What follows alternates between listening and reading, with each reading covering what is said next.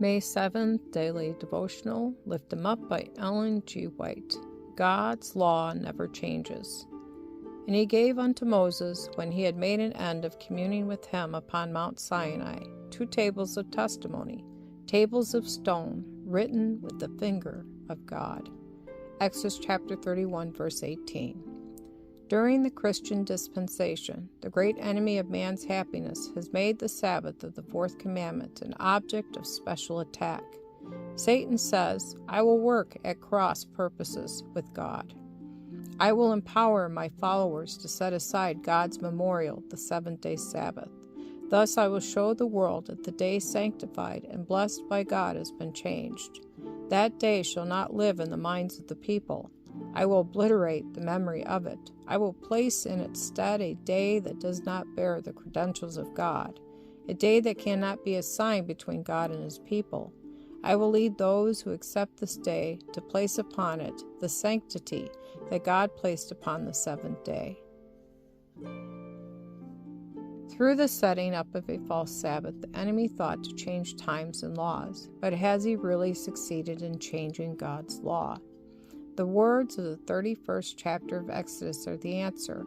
He who is the same yesterday, today, and forever has declared of the seventh-day Sabbath. It is a sign between me and you throughout your generations. It is a sign forever. Exodus chapter 31, verses 13 and 17. The changed signpost is pointing the wrong way, but God has not changed. He is still the mighty God of Israel. Behold, the nations are as a drop of a bucket, and are counted as the small dust of the balance. Behold, he taketh up the isles as a very little thing. Isaiah chapter 40, verse 15.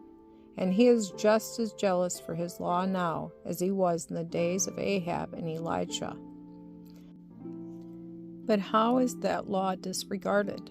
Behold, the world today in open rebellion against God. This is in truth a froward generation, filled with ingratitude, formalism, insincerity, pride, and apostasy. Men neglect the Bible and hate truth. Jesus sees his law rejected, his love despised, his ambassadors treated with indifference. He has spoken by his mercies, but these have been unacknowledged. He has spoken by warnings, but these have been unheeded.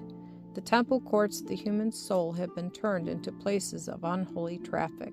Selfishness, envy, pride, malice, all are cherished.